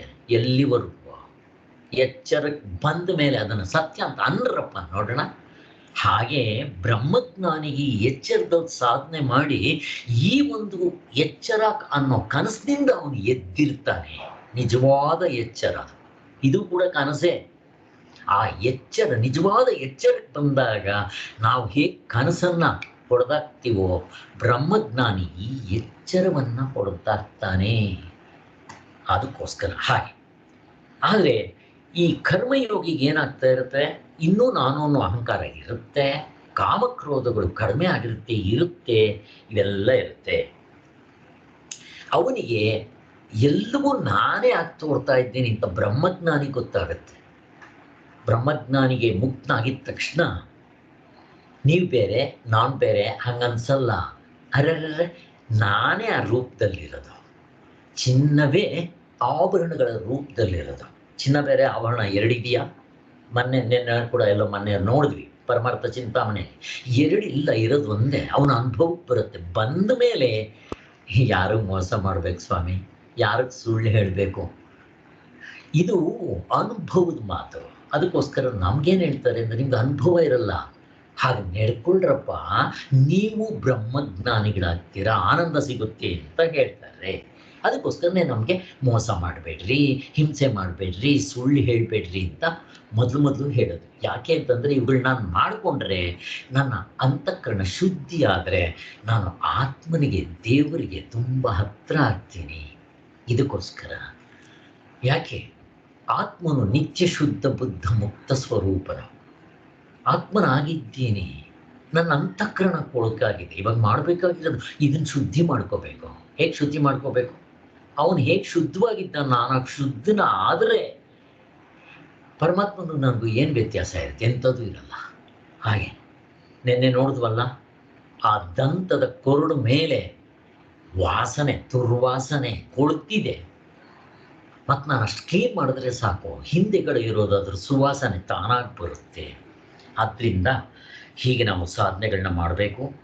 ಮತ್ತು ಬ್ರಹ್ಮಜ್ಞಾನಿಗೆ ಸುಖ ದುಃಖ ಶೋಕ ಮೋಹ ದ್ವಂದ್ವಗಳು, ಪೇರ್ಸ್ ಆಫ್ ಆಪೋಸಿಟ್ ಅಂತೀವಲ್ಲ, ಇದು ಅವನಿಗೆ ಇರೋದೇ ಇಲ್ಲ. ಇದು ಅಲ್ಲಿಗೆ ತಾಕೋದು ಶರೀರಕ್ಕೆ. ಅವನು ಅಶರೀರ ಸ್ವರೂಪನು, ಹುಟ್ಟೋದಿಲ್ಲ, ಸಾಯೋದಿಲ್ಲ, ಅವನಿಗೆ ಶರೀರವೇ ಇಲ್ಲ, ಅವಯವಗಳಿಲ್ಲ. ಆ ಅನುಭವ ಬರುತ್ತೆ. ಕರ್ಮಯೋಗಿ ಏನು ಮಾಡ್ತಾನೆ ಗೊತ್ತಾ? ಇಲ್ಲಿ ಬರುತ್ತೆ ಅವನು ಸುಖ ದುಃಖ ಇಲ್ಲ ಅಂತಲ್ಲ, ಅವನಿಗೆ ಶರೀರ ಸತ್ಯವಾಗಿರುತ್ತೆ, ಇಲ್ಲೂ ಸುಖ ದುಃಖ ಬರುತ್ತೆ. 2ನೇ ಅಧ್ಯಾಯದಲ್ಲಿ ಹೇಳಿದ ಜ್ಞಾಪಕ ಮಾಡ್ಕೋಬೇಕು. ಇವು ಆಗಮಾಪಾಯಿಗಳು, ದ್ವಂದ್ವಗಳು. ಸಹಿಸ್ಕೋ, ಪ್ರಾಣಿಗಳ ಥರ ಸಹಿಸ್ಕೊಳ್ಳೋದಲ್ಲ, ವಿವೇಕದಿಂದ ತಡ್ಕೋ ಅಂತ ಹೇಳಿದ್ರು. ಇವರು ವಿವೇಕದಿಂದ ತಡ್ಕೊಂಡು ಸಾಧನೆ ಮಾಡಿ ಆ ತತ್ವದಲ್ಲಿ ನಿಂತರೆ ಇನ್ಯಾವುದು ನಿಜ ಅಲ್ಲ. ಹಗ್ಗ ಗೊತ್ತಾದ ಮೇಲೆ ಹಾವು ನಿಜ ಅಲ್ಲ, ಅದರ ಹಲ್ಲು ನಿಜ ಅಲ್ಲ, ವಿಷ ನಿಜ ಅಲ್ಲ, ಅದರ ಎಡೆ ನಿಜ, ಏನೇನೂ ನಿಜ ಅಲ್ಲ. ಹಂಗೆ ಗೊತ್ತಾಗುತ್ತೆ. ಅವನಿಗೆ ಸಹಜವಾಗಿರ್ತಾನೆ. ಹಾಗೆ ಸುಖ ದುಃಖ ಎಲ್ಲ ಸಹಜವಾಗಿರ್ತಾರೆ. ಕರ್ಮಯೋಗಿ ಪರಮಾತ್ಮನು ನನಗೆ ಇದನ್ನು ಕೊಟ್ಟಿದ್ದಾನೆ, ಸುಖ ಕೊಟ್ಟಾಗಲೂ ಕೂಡ ಪರಮಾತ್ಮ ಕೊಟ್ಟರು ಸುಖ ಅಂತ ಪರಮಾತ್ಮನಿಗೆ ಅರ್ಪಿಸಿ ಅನುಭವಿಸೋದು. ದುಃಖ ಕೊಟ್ಟಾಗಲೂ ಕೂಡ ಇದು ಪರಮಾತ್ಮ ನನ್ನ ಒಳ್ಳೇದು ಕೊಟ್ಟಿದ್ದಾನೆ, ನಾನು ಇನ್ನೂ ಸಾಧನೆ ಮಾಡಲಿ, ದೇವರ ಕಡೆ ಹೋಗಲಿ, ನನಗೆ ಇನ್ನೂ ನನ್ನಲ್ಲಿರೋ ಕೆಟ್ಟ ಗುಣಗಳನ್ನ ಕಳಿಯೋದಕ್ಕೆ ನನಗೆ ಕಷ್ಟ ಕೊಟ್ಟಿದ್ದಾನೆ ಅಂತ ಅನ್ಕೋಬೇಕು ನಾವು. ಹಿಂದೆ ನಾನು ಮಾಡಿದ್ದೀನಿ, ಇನ್ನು ಮೇಲೆ ಮಾಡಬಾರ್ದು ಅಂತ ಅದೊಂದು ಪಾಠ. ಮತ್ತು ದೇವ್ರನ್ನ ನಂಬ್ಕೊಂಡು ಮುಂದಕ್ಕೆ ಹೋಗಬೇಕು. ಇಷ್ಟು ಆಯಿತು. ಕರ್ಮಯೋಗದ ಫಲ ಏನಪ್ಪ? ಅದರಿಂದ ನಮಗೆ ಚಿತ್ತಶುದ್ಧಿ, ಹೃದಯದ ಶುದ್ಧಿ, ಮನಸ್ಸಿನ ಶುದ್ಧಿ, ಮಾನಸಿಕನ ಶುದ್ಧಿ, ಅಂತಃಕರಣ ಶುದ್ಧಿ ಎಲ್ಲ ಒಂದು. ಅಂತಃಕರಣ ಅಂದರೆ ಇಲ್ಲಿ ಮನಸ್ಸು, ಬುದ್ಧಿ, ಚಿತ್ತ, ಅಹಂಕಾರ ಎಲ್ಲವೂ ಶುದ್ಧವಾಗಿಬಿಡುತ್ತೆ. ಅದಾಗಿದ್ದ ತಕ್ಷಣ ನಿಮಗೆ ಕರ್ಮಗಳು ಬಿದ್ದೋಗುತ್ತೆ, ಹೊರಗಡೆದ ಕಡೆ ಆಸಕ್ತಿ ಇರಲ್ಲ. 3 ಹೊತ್ತು ಒಳಗಡೆ ನಿಮ್ಮ ಮನಸ್ಸು ಅಂತರ್ಮುಖತ್ವಾಗುತ್ತೆ. ಅಲ್ಲಿ ನೀವು 3 ಹೊತ್ತು ದೇವ್ರ ಚಿಂತನೆ ಮಾಡ್ಕೊಂಡಿರ್ತೀರ. ಶ್ರವಣ, ಮನನ, ಧ್ಯಾನ ಅಥವಾ ಕೊನೆಯ ಹಂತದ ಸಾಧನೆ ಜಪ, ಇವುಗಳನ್ನ ಮಾಡಬೇಕು. ಅವುಗಳನ್ನ ಮಾಡಿದಾಗ ಅವನು ತತ್ವದಲ್ಲಿ ನಿಂತು ಬಿಡ್ತಾನೆ. ನಿಂತರೆ ಪ್ರಶ್ನೆ ಇಲ್ಲ. ಇಷ್ಟು ಫಲ ನೋಡ್ರಿ. ಕರ್ಮಯೋಗ ಚಿಕ್ಕ ಸಾಧನೆ ಆದರೂ ನಮ್ಮನ್ನು ಅಲ್ಲಿಗೆ ಮುಟ್ಸುತ್ತೆ. ಈಗ ಕರ್ಮಯೋಗ ಮುಗೀತು. ಪರಂಪರಾ ಸಾಧನೆಯಲ್ಲಿ ಉಪಾಸನೆ ಹೇಳ್ತಾ ಇದ್ದಾರೆ. ಈಗ ನಾವು ಉಪಾಸನೆ ನೋಡಬೇಕು. ಉಪಾಸನೆ ಅಂತಂದ್ರೆ ಏನು ಅಂತ. ಕರ್ಮಯೋಗ ಹಾಗೂ ಈ ಉಪಾಸನೆ ಎರಡೂ ಕೂಡ ಪರಂಪರಾ ಸಾಧನೆಯಲ್ಲಿ ಬರುತ್ತೆ.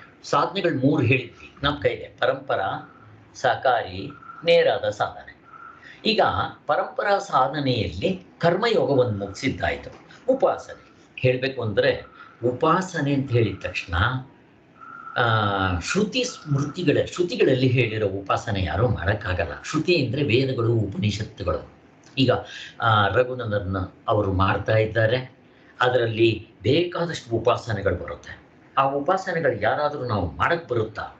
ಅಹಂಗ್ರೋಪಾಸನೆ, ಪಂಚಾಗ್ನಿ ವಿದ್ಯೆ, ದಹರಾ ವಿದ್ಯೆ, ಮಧುವಿದ್ಯೆ, ಶಾಂಡಿಲ್ಯ ವಿದ್ಯೆ, ಹಿಂಗೆಲ್ಲ ಉಪಾಸನೆಗಳು ಬೇಕಾದಷ್ಟು ಬರುತ್ತೆ.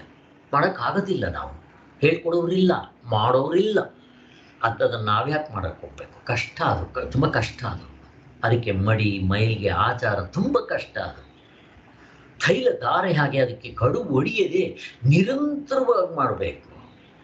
ಅದಕ್ಕೋಸ್ಕರನೇ ಹೇಗೆ ನಮ್ಮ ಡಾಕ್ಟರ್ ಹತ್ರ ಪೇಷಂಟ್ಗಳು ಬಂದಾಗ ಶಕ್ತಿ ಚೆನ್ನಾಗಿದ್ದವನಿಗೆ ಹೋಗ ರೊಟ್ಟಿ ತಿನ್ನೋ ನೀನು, ಚಪಾತಿ ಗೋಧಿ ರೊಟ್ಟಿ ತಿನ್ನೋಗೋ ನೀನು ಅಂತ ಹಿಂಗೆ ಕಳಿಸ್ತೀವಿ. ಅದೇ ಪೇಷಂಟಾಗಿ ಬಂದರೆ ಅವನಿಗೆ ಅನ್ನದ ಗಂಜಿ ಕುಡಿ, ಅಕ್ಕಿ ಗಂಜಿ ಕುಡಿ, ರವೆ ಗಂಜಿ ಕುಡಿ, ಗೋಧಿ ಗಂಜಿ ಕುಡಿ, ರಾಗಿ ಗಂಜಿ ಕುಡಿ ಅಂತ ಹೇಳ್ತೀವಿ. ಅದು ಬೇರೆ ಇದು ಬೇರೆ ಅಲ್ಲ. ಜೀರ್ಣ ಮಾಡ್ಕೊಳ್ಳೋ ಶಕ್ತಿ ಇಲ್ಲದೆ ಇರೋದ್ರಿಂದ ಅದಕ್ಕೆ ಇದು ಆಗಿನ ಕಾಲಕ್ಕೆ ಈ ಯಾಗ ಯಜ್ಞಗಳು, ಈ ಉಪಾಸನೆಗಳು. ಅದಕ್ಕೋಸ್ಕರ ನಾವು ಇವಾಗ ಬಿಟ್ಬಿಟ್ಟು ನಮ್ಮ ಇದಕ್ಕೆ ಸುಲಭವಾಗಿರೋದು ಅದು ಇದೆ. ಎರಡರಲ್ಲೂ ಒಂದೇ ಗುರಿ ಮುಟ್ತೀವಿ. ಅದು ಕಷ್ಟ. ಸುಲಭವಾಗಿರೋದು ಇಟ್ಕೋಣ. ಕಲಿಯುಗ ಇವಾಗ ಯಾವುದು? ಉಪಾಸನೆ ಅಂತಂದರೆ ಜಪ. ಅದಕ್ಕೆ ಉಪಾಸನೆ ಇಟ್ಕೊಳ್ಳಿ ಜಪ ಅಂತ ಹೇಳಿತ್ತು. ಇನ್ನು ಉಪಾಸನೆ ಅಂತಂದರೆ ಬೇರೆದು ಬರುತ್ತೆ, ಭಾವನೆ ಮಾಡೋದು. ಅದನ್ನು ಹೇಳ್ತೀವಿ. ಇಲ್ಲಿ ಉಪಾಸನೆ ಅಂದಿದ ತಕ್ಷಣ ಅದರ ಸಂಸ್ಕೃತದ ಅರ್ಥ ಏನಪ್ಪ ಅಂದರೆ ಶಬ್ದದ ವ್ಯಾಪ್ತಿ. ಉಪಾಸನೆ ಅಂತ. ಉಪ ಅಂದರೆ ಸಮೀಪ, ವಾಸನೆ ವಾಸ ಮಾಡ್ತಾ ಇರೋದು ಅಂತ. ಉಪವಾಸ ಅಂತೀವಿ. ಉಪವಾಸ ಅಂದರೆ ನಮಗೆ ಗೊತ್ತಿರೋದು ಆಹಾರ ಇಲ್ಲದೆ ಇರಬೇಕು, ಅದನ್ನು ಉಪವಾಸ ಅಂತೀವಿ. ನಿಜವಾದ ಅರ್ಥ ಅದಲ್ಲ. ಉಪವಾಸ. ಉಪ ಸಮೀಪ. ಯಾರು ಸಮೀಪ? ಹೆಂಡತಿ ಜೊತೆಲೆಲ್ಲ ಸಮೀಪದಲ್ಲಿರೋದು. ದೇವರ ಹತ್ರ ಇರಬೇಕು ನಾನು. ಅದನ್ನು ಉಪವಾಸ ಅಂತಾರೆ. ಅದನ್ನು ನಾವು ಗೌಣಾರ್ಥದಲ್ಲಿ ಉಪವಾಸ ಅಂತಂದರೆ ಆಹಾರ ತಗೋಬಾರ್ದು ಅಂತ ಮಾಡ್ಕೊಂಡ್ಬಿಟ್ಟಿದ್ದೀವಿ. ಆದರೆ ನಿಜವಾದ ಅರ್ಥ ಉಪಾಸನೆ, ಉಪವಾಸ ಅಂತ. ಮತ್ತೆ ಇದು ಮತ್ತೆ ವ್ಯಾಪ್ತಿ. ಹಾಗೂ ಸಾಧಕರು 3 ಹೊತ್ತು ದೇವರನ್ನೇ ನೆನೆಸ್ಕೊಂತ ಹತ್ತಿರದಲ್ಲಿರಬೇಕಾಗತ್ತೆ. ನಾವು ಉಪವಾಸ ಮಾಡ್ತೀವಲ್ಲ 15 ದಿವಸಕ್ಕೊಂದ್ಸಾರಿ, ಆವತ್ತು 3 ಹೊತ್ತು ದೇವ್ರ ಚಿಂತನೆ ಮಾಡ್ತಾ ಇರಬೇಕಾದ್ರೆ. ಉಪವಾಸ ಮಾಡ್ಕೊಂಡು ಪಿಕ್ಚರ್ಗೆ ಹೋಗೋದಲ್ಲ. ಅಕಸ್ಮಾತ್ ಪಿಕ್ಚರ್ಗೆ ಹೋದ್ರು ಭಕ್ತಿ, ಯಾವುದಾದ್ರೂ ಭಕ್ತ ಪ್ರಹ್ಲಾದನೋ ಅಥವಾ ಒಳ್ಳೆ ಸೀರಿಯಲ್ಲೋ ನೋಡಿ, ಪರವಾಗಿಲ್ಲ, ಬೇಡ ಆಗಲಿಲ್ಲ. ಭಗವದ್ಗೀತೆ ಓದಿ, ಶ್ರವಣ ಕೇಳಿ, ನಾವು ಅವುಗಳನ್ನ ಮಾಡಬೇಕು. ಉಪಾಸನೆ ಅಂತಂದರೆ ಅದು ಅರ್ಥ. ಇನ್ನು ಉಪಾಸನಾ ಶಬ್ದದ ಅರ್ಥ ಏನು ಅಂದರೆ, ಇಲ್ಲಿ ಈ ಉಪಾಸನೆ ಅನ್ನೋ ಶಬ್ದನ ಎರಡಕ್ಕೂ ಉಪಯೋಗಿಸ್ತಾರೆ. ಒಂದು ಕರ್ತೃತಂತ್ರ, ಇನ್ನೊಂದು ವಸ್ತುತಂತ್ರ. ಈಗ ನಾವು ಧ್ಯಾನ ಅಂತ ಕರಿತೀನಲ್ಲ, ಅದು ವಸ್ತುತಂತ್ರ. ಈಗ ಜಪ ಅಂತ ನಾನು ಮಾಡ್ತೇನಲ್ವಾ, ಅಥವಾ ಅಹಂಗ್ರೋಪಾಸನೆ, ಇವೆಲ್ಲ ಹೇಳಿದ್ವಲ್ಲ, ಓಂಕಾರ ಉಪಾಸನೆ, ಇವೆಲ್ಲ ಕರ್ತೃತಂತ್ರವಾದ ಸಾಧನೆ. ಕರ್ತೃತಂತ್ರ ಸಾಧನೆ ಅಂತಂದರೆ ಮಾಡ್ಬೋದು, ಬಿಡ್ಬೋದು, ಬೇರೆ ರೀತಿ ಮಾಡ್ಬೋದು. ವಸ್ತುತಂತ್ರ ಅಂದರೆ ಹಾಗಲ್ಲ. ಅದು ಹೇಗಿರುತ್ತೋ ಹಾಗೆ ವಸ್ತುವಿಗೆ ನಾನು ಅಧೀನ ಆಗಬೇಕು. ಈಗ ಹಾವು ಹಗ್ಗದಲ್ಲಿ ನೀವು ನೋಡಿದ ತಕ್ಷಣ ಅದು ಹಗ್ಗ ಅಂತ ಗೊತ್ತಾಗುತ್ತೆ, ಅದು ವಸ್ತುತಂತ್ರ. ಕಾಗೆ ಕಪ್ಪಗಿರುತ್ತೆ, ನೋಡಿದ ತಕ್ಷಣ ಕಪ್ಪು ಕಾಗೆ ಅಂತೀರ. ಇಲ್ಲ, ಅದು ಕಪ್ಪಾಗಬಾರ್ದು, ಬೆಳಗಿರ್ಬೇಕು ಅಂದ್ರೆ ಆಗುತ್ತೋ? ಅದು ನೀವು ಬದಲಾಯಿಸ್ಕೊಳ್ಬೇಕು ಅಷ್ಟೇ, ಆಗಲ್ಲ, ಬದಲಾಯಿಸ್ಕೊಳಕ್ಕಾಗಲ್ಲ.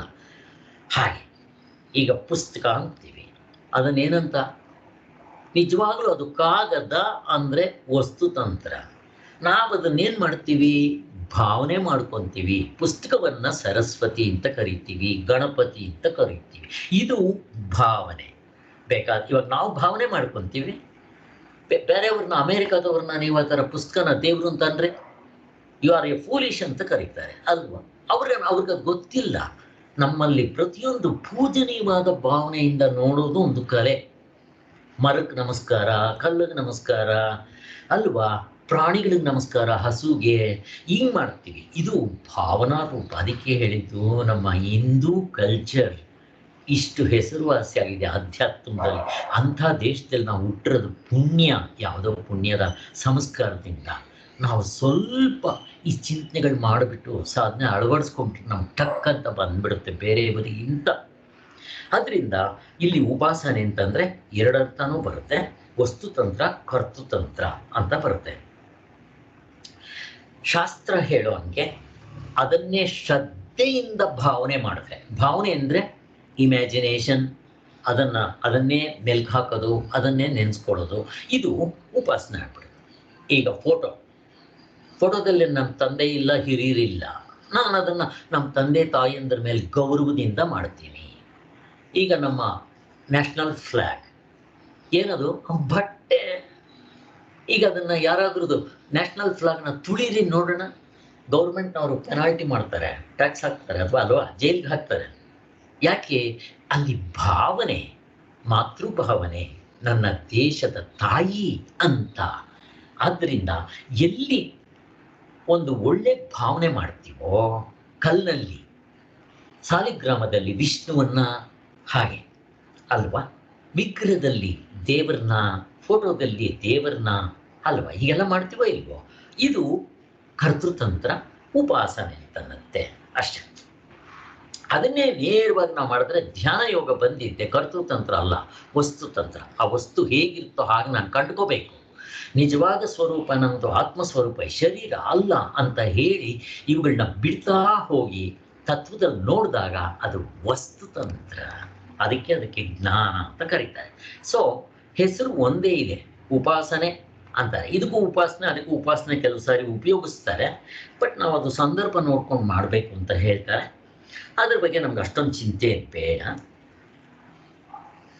ವಸ್ತುತಂತ್ರ ಜ್ಞಾನ ವಿವೇಕ ಪ್ರಧಾನವಾಗಿರುತ್ತೆ. ವಿವೇಕ ಪ್ರಧಾನ ಅಂತಂದ್ರೆ, ವಿವೇಕ ಅಂತಂದ್ರೆ ಇನ್ನೊಂದು ಭಾವನಾ ಪ್ರಧಾನವಾದ ಇದು ಕರ್ತೃತಂತ್ರವಾಗಿರುತ್ತೆ. ಭಾವನೆ ಅಂತಂದ್ರೆ ನಾನು ಇಮ್ಯಾಜಿನ್ ಮಾಡ್ಕೊಳ್ಳೋದು, ಆ ಥರ ಹೇಳ್ತೀನಲ್ಲ, ಅದು ಕರ್ತೃತಂತ್ರ. ಇದು ವಸ್ತುತಂತ್ರ. ಇದು ಗೊತ್ತಿದೆ ನಮಗೆ.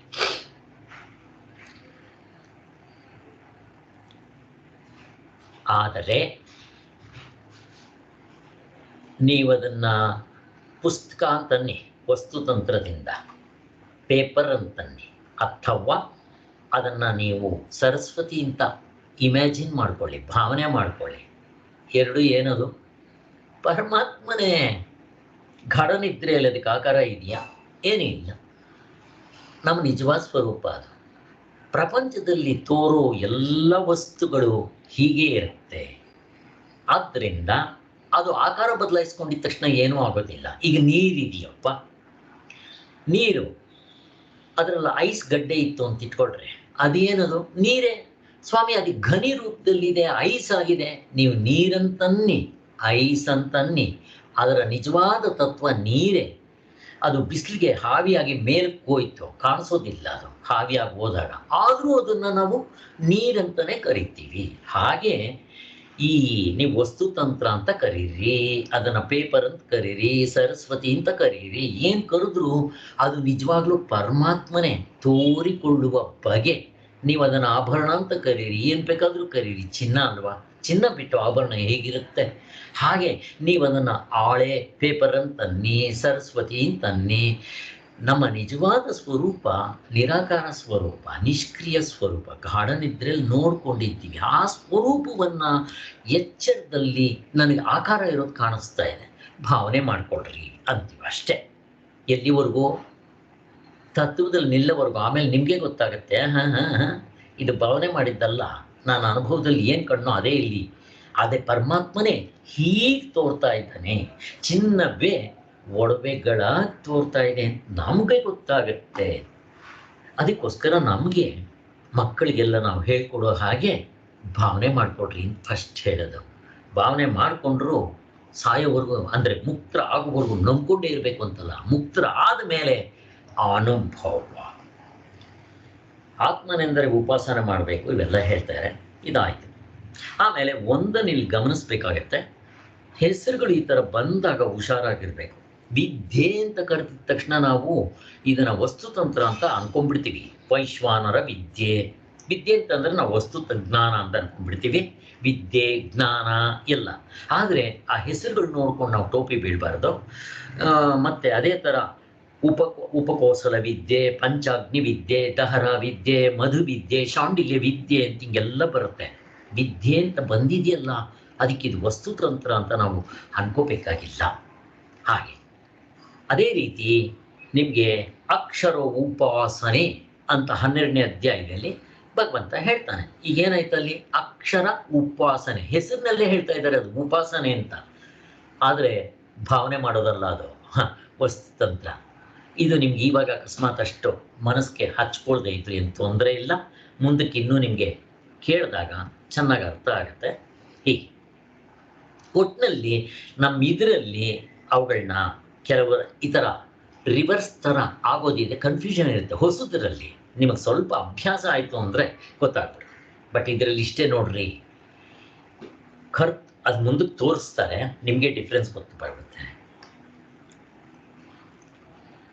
ಈಗ ಎರಡಕ್ಕೂ ಸಾಮ್ಯವಾಗಿರೋದು ಏನಿದೆ ಅವುಗಳು ನೋಡಬೇಡ. ಉಪಾಸನೆಗೂ ಧ್ಯಾನಕ್ಕೂ, ಅಂದರೆ ವಸ್ತುತಂತ್ರ ಕರ್ತೃತಂತ್ರಕ್ಕೆ ಏನೇನು ವ್ಯತ್ಯಾಸ ಇದೆ ಅಂತ ವೇದಗಳಲ್ಲಿ ಎಲ್ಲ ಕಡೆನೂ ಎರಡನ್ನೂ ಹೇಳ್ತಾರೆ. ವಸ್ತುತಂತ್ರ ಕರ್ತೃತಂತ್ರ ಹೇಳ್ತಾ ಬರ್ತಾರೆ. ನೋಡೋಣ ಏನು ಅಂತ. ಎಲ್ಲದಕ್ಕೂ ಅದು ವಸ್ತುತಂತ್ರ ಆಗಲಿ ಕರ್ತೃತಂತ್ರ ಆಗಲಿ ಎಲ್ಲದಕ್ಕೂ ಕಾಮನ್ ಆಗಿ ಪರಮಾತ್ಮ ಗುರಿ ಅದೇ ತಾನೇ. ನೀವು ಜಪ ಮಾಡಿಕೊಂಡ್ರು ಪರಮಾತ್ಮನ ಮುಟ್ಟೋದಿಕ್ಕೆ, ನೀವು ಧ್ಯಾನ ಮಾಡಿದ್ರು ಪರಮಾತ್ಮನ ಮುಟ್ಟೋದಿಕ್ಕೆ. ಗುರಿ ಏನು? ಅದೇ. ಮತ್ತೆ ಎರಡಕ್ಕೂ ಅಂತಃಕರಣ ಶುದ್ಧಿ ಇರಬೇಕು. ನೋಡ್ರಿ, ಧ್ಯಾನ ಮಾಡಬೇಕಾದ್ರೂ 6ನೇ ಅಧ್ಯಾಯದಲ್ಲಿ ಹೇಳೋ ಧ್ಯಾನ ಮಾಡಬೇಕಾದ್ರೂ ನಿಮ್ಮ ಅಂತಃಕರಣ ತುಂಬ ಶುದ್ಧವಾಗಿರಬೇಕು. ಇಲ್ಲದಿದ್ದರೆ ನನಗೆ ಅಂತರ್ಮುಖತ್ವ ಬರೋಲ್ಲ, ಏಕಾಗ್ರತೆಯಿಂದ ನಿಜವಾದ ಸ್ವರೂಪವನ್ನು ನೋಡ್ಕೊಳ್ಳೋಕೆ ಬರಲ್ಲ. ಆದ್ದರಿಂದ ಎರಡಕ್ಕೂ ಏಕಾಗ್ರತೆ ಬೇಕು. ಜಪ ಮಾಡಬೇಕಾದ್ರೆ ಏಕಾಗ್ರತೆ ಬೇಕು. ಮೊದಲು ಏಕಾಗ್ರತೆ ಬರೋದಿಲ್ಲ. ತುಂಬ ವರ್ಷಗಳು ಮಾಡಬೇಕು ಸತತವಾಗಿ ಜಪವನ್ನು. 13 ವರ್ಷ. ನೀವು 3 ವರ್ಷ ಮಾಡಿದ್ರೆ ಆ ಭಗವಂತನ ಸಾಕ್ಷಾತ್ಕಾರ ಆಗುತ್ತಂತೆ. ಮೊದಲು ಕನಸಿನಲ್ಲಿ ಕಾಣಿಸ್ಕೊತಾನೆ, ಆಮೇಲೆ ಎಚ್ಚರದಲ್ಲಿ ನಿಮಗೆ ದರ್ಶನ ಕೊಡ್ತಾನೆ, ಮಾತಾಡ್ತಾನೆ, ಎಲ್ಲ ಮಾಡ್ತಾನೆ. ಮುಕ್ತರಾಗೋದಿಲ್ಲ ನಾವು. ಇನ್ನೂ ಅಹಂಕಾರ ಹೋಗಿರಲ್ಲ, ನನಗಿನ್ನೂ ದುಃಖ ಪೂರ್ತಿ ಹೋಗಿರೋದಿಲ್ಲ. ಮತ್ತು ಅದನ್ನು ಇನ್ನೂ ಕಂಟಿನ್ಯೂ ಮಾಡಬೇಕು. 13 ಕೋಟಿ ಜಪ ಮಾಡಿ ಅಂತ ಬ್ರಹ್ಮಚೈತನ್ಯರು ಹೇಳ್ತಾರಲ್ಲ ಹಾಗೆ. ಇನ್ನು ಎರಡರಲ್ಲಿ ಉಪಾಧಿಗಳು ಇದ್ದೇ ಇರುತ್ತೆ. ನೀವು ಧ್ಯಾನ ಮಾಡೋಕ್ಕೆ ಹೋಗಿ ಅಥವಾ ಜಪ ಮಾಡಿ ಉಪಾಸನೆ ಮಾಡಿ, ಎರಡಕ್ಕೂ ಸ್ಟಾರ್ಟಿಂಗಲ್ಲಿ ಇದ್ದೇ ಇರುತ್ತೆ. ಆದರೆ ಧ್ಯಾನ ಯೋಗದಲ್ಲಿ ನೀವು ತತ್ವದಲ್ಲಿ ನಿಂತಿದ ತಕ್ಷಣ ಉಪಾಧಿಗಳಿರೋಲ್ಲ. ಉಪಾಧಿ ಅಂದರೆ ಈ 19 ಇದು ಎಂದೆಂದೂ ಇಲ್ಲ ಅಂತ ನನಗೆ ಅನುಭವ ಬಂದ್ಬಿಡುತ್ತೆ. ಹಗ್ಗ ಕಣ್ಮೇಲೆ ಹಾವು ಸತ್ಯ ಅಂತೀರಾ? ಆತ್ಮತತ್ವದಲ್ಲಿ ನಿಂತ ಮೇಲೆ ಈ ಶರೀರನ ನೀವು ಸತ್ಯ ಅಂತೀರಾ? ಅನ್ನಲ್ಲ, ಅಲ್ಲಿವರೆಗೂ ಇರುತ್ತೆ. ಆದರೆ ಕರ್ತೃತಂತ್ರದಲ್ಲಿ ಹಾಗಲ್ಲ. ಕರ್ತೃತಂತ್ರದಲ್ಲಿ ಇಲ್ಲಿ ಮೋಕ್ಷ ಆಗೋಲ್ಲ. ಕೊನೆಯವರೆಗೂ ಮಾಡಬೇಕು. ಎಲ್ಲಿವರೆಗೂ? ಸಾಯೋವರೆಗೂ. ಮಾಡಾದ್ಮೇಲೆ ಕೊನೆಗೆ ಬ್ರಹ್ಮಲೋಕಕ್ಕೆ ಹೋದ್ರೂ ಕೂಡ ಫೈನಲ್ ಅಲ್ಲಿ ಇನ್ನೂ ಮುಕ್ತನಾಗಿಲ್ಲ. ಆದರೆ ಕೊನೆಗೆ ಅಲ್ಲಿ ಬ್ರಹ್ಮದೇವನೇ ಬಂದಿದ್ದೆ ಇದೇ ಜ್ಞಾನವನ್ನು ಬೋಧನೆ ಮಾಡ್ತಾನೆ. ಅಲ್ಲೇನಾದರೂ ಇದೇ ಥರ ಜ್ಞಾನದಲ್ಲಿ ನಾನು ತತ್ವದಲ್ಲಿ ನಿಂತರೆ ಕ್ರಮಮುಕ್ತಿ ಅಂತ ಕರೀತಾರೆ. ನಿಲ್ಲಲಿಲ್ವಾ ಮತ್ತಿಲ್ಲಿಗೆ ಬರಬೇಕು. ಆ ಭುವನ ಲೋಕ ಪುನರಾವರ್ತಿನೋ ಅರ್ಜುನ, ಮತ್ತಿಲ್ಲಿಗೆ ವಾಪಸ್ ಬರಬೇಕು, ತಿರ್ಗಾ ಸಾಧನೆ ಮಾಡಬೇಕು ಅಂತ ಹೇಳ್ತಾ ಇದ್ದಾರೆ. ಅಲ್ಲಿ ನಾನು ಅನ್ನೋ ಅಹಂಕಾರ ಮತ್ತು ಈ ಮಮಕಾರಗಳು, ಅಹಂಕಾರ, ಈ ಕಾಮಕ್ರೋಧಗಳು ತುಂಬ ಕಡಿಮೆ ಪ್ರಮಾಣದಲ್ಲಿ ಇರುತ್ತೆ, ಪೂರ್ತಿ ಹೋಗಿರೋದಿಲ್ಲ.